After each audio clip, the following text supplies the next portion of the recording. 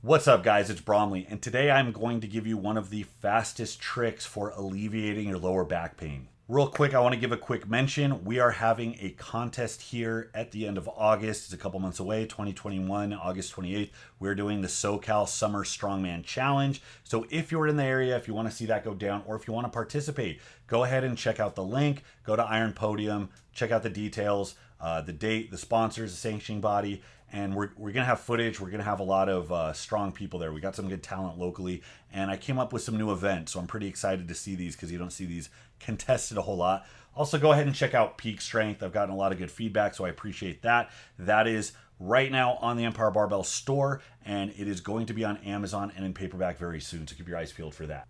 So if you want to get the one trick, the one thing I do that has been integral to keeping my lower back pain at bay, follow me. So I'm going to show you guys something, and my wife would kill me if she knew I was showing this, but this is vital for your back health and being able to keep yourself in one piece while you're lifting. So I'm sure many of you have some wear and tear. So I'm going to show you something. Just let's make sure y'all keep it a secret. So this is where I sleep. It's been where I've been sleeping for probably a month now. It's where I used to sleep. When I was a kid, I used to prefer sleeping on the floor. Now you're starting to get a sense of how my workspace and home space are very, very close to each other.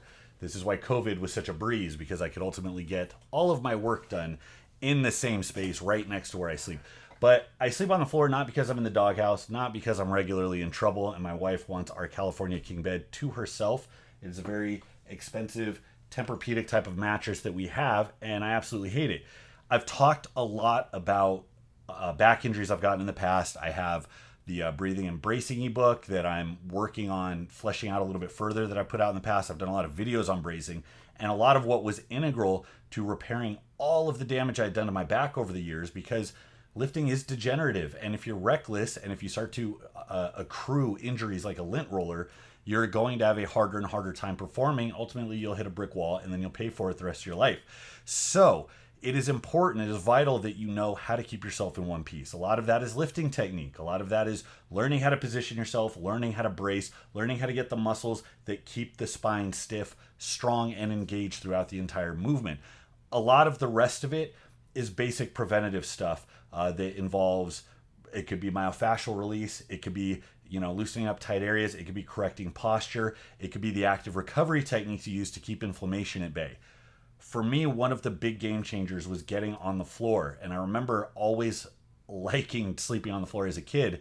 And looking back on it, it's because, well, one, I always found it comfortable, but I always slept better. I always noticed that there were certain positions. I like to sleep on my stomach. I think part of it's because I'm a snorer, but I don't snore as bad if I'm on my stomach. So that's the way I fall asleep.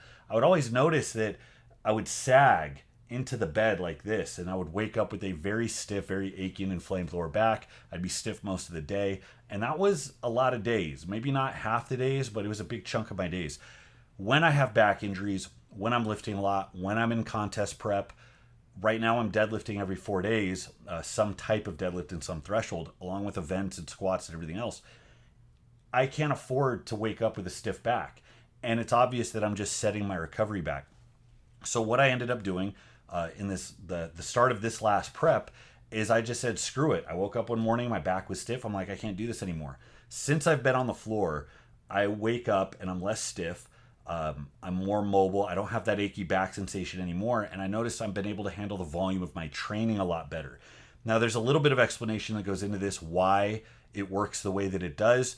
I am going to refer you to this study. I came across this probably 10 or 12 years ago, and I remembered it, and it's what I thought about when I decided to transition to the floor and sleep at the foot of the bed, like a dog.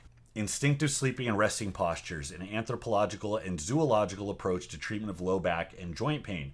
So this was written by a guy, I believe he's a physiotherapist, and he's basically chronicling his experience with tribes people in other countries, people that live out in the plains, out in the open. They don't live in shelter and sleep on beds. And he was comparing what he saw there as far as sleeping patterns with what he had noticed from other primates out in the wild. And he noticed a lot of similarities. And he was explaining that we are just one of 200 types of primates, and none of them require a pillow. None of them sleep in this kind of elaborate, decadent way that we do. They all have a way of just sleeping on the forest floor, and they actually display less issues, less dysfunction than we do. So when he was comparing these tribes, like he talks about, I grew up with tribal people, and in 1953 commanded a platoon of African soldiers from 9 tribes who taught me to sleep on my side without a pillow so that I could listen out for danger with both ears. And here he compares a Kenyan African to a mountain gorilla who sleeps very similarly. If our anthropomorphy is the same, the human skeleton is very similar, and these positions that you find them sleeping in are, he says, with a fully hunched shoulder, the neck is actually supported. He says that this is a big one, that it actually resets the spine. It's almost like a way of getting soft tissue and corrective work done on yourself you might normally go to a chiropractor for. The idea, and I'm going to illustrate that right here. So the idea, here's my skeleton, because that's what we're analyzing. I know this is kind of morbid, but the idea is if you have a person lying on the floor, the forest floor represents a hard surface. Now, if you remember physics class, for every action, there's an equal and opposite reaction. Us laying on the floor, gravity's pulling us down, and the floor is actually pushing back up in some sense. It's the same. If you hold a book on your hand, the compressive action of the book on your hand, it's the exact same as if you put your hand on a table and push down. There really isn't a difference. To support the book, you have to push up. Gravity pushes the book down, and that creates an equal and opposite force. That's the idea. So if we're sleeping on the ground, what's happening as we breathe, we are bringing air in, which is causing our chest, our rib cage to expand. So as our rib cage expands down against the floor, that actually puts a force back up that creates pressure, and that force actually readjusts the spine, actually resets the spine. And that is actually a corrective restorative force. This is his idea, his reasoning anyways, that contributes to better spine health and contributes to better posture, contributes to less. He says there are fewer musculoskeletal lesions in people that sleep this way and experience life this way. And it makes sense. It's similar to the comparisons made in cultures of people who squat and kneel a lot more often than people do in Western culture. And Western culture is notorious for having a lot of knee, hip, back problems as a result. And it's been thought, and it makes perfect sense given everything we know about the way that the human body adapts and responds. It has been thought that work, those disadvantaged positions, your body adapts to, the tendons and ligaments thicken, whereas in our society they atrophy. And when they atrophy, that opens you up to more injury, more wear, more inflammation, more chronic problems. So it's just like with strength training. As we adapt to these heavier loads, these movement patterns, our tissues reform themselves to adapt to it. But it's important that we're thorough. It's important that our hardware adapts as well, that our bones, tendons, connective tissue, that our spinal joint stays healthy. So it's one of the reasons, and we're working on, I'm probably not going to sleep on the floor forever, but it is my go-to if I notice my back is a little stiff from all of the training volume, and we are working on getting a firmer bed. So I actually much, much, much prefer the firm floor. Now, what's interesting is that we're all products of our environment. So just like our feet have changed over our lifetime to fit shoes, where if you look at the feet of people that don't wear shoes, they spread out. They almost look like a hand.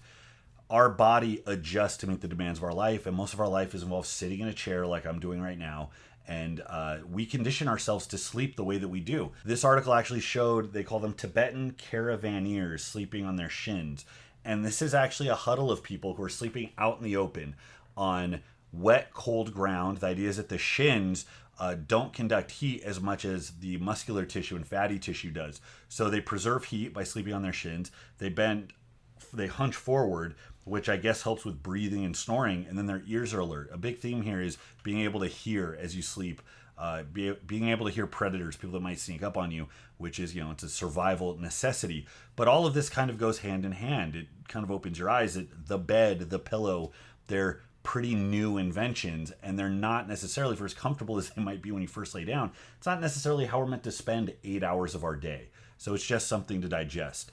Now, I'm not selling this as a cure-all. I know that it took me a long time to get my back healthy, and it's been healthy for about 5 or 6 years.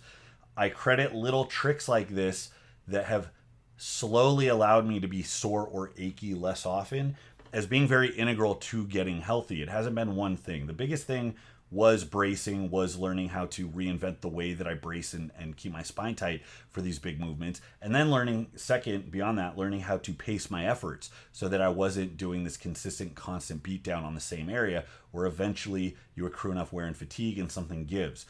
Beyond that, knowing how to warm up, knowing where I need to be flexible and where I need to be stiff, knowing what makes my back feel better. How many hours a day am I going to sit in a chair? How much time am I going to spend in a chair without getting up and moving around? And all of those little things have kind of led over time to me being more consistently mobile and healthy and functional and having less and less pain. And all of that is carried over to more strength, more size, more progress, and honestly, a better quality of life. So I am revisiting my breathing and bracing ebook that is coming down the pike. And eventually I'll get that out. You guys will be able to go through the recommendations there that have a lot to do with managing low back pain. So thank you for watching, guys. Until next time, this is Bromley. I'll see you.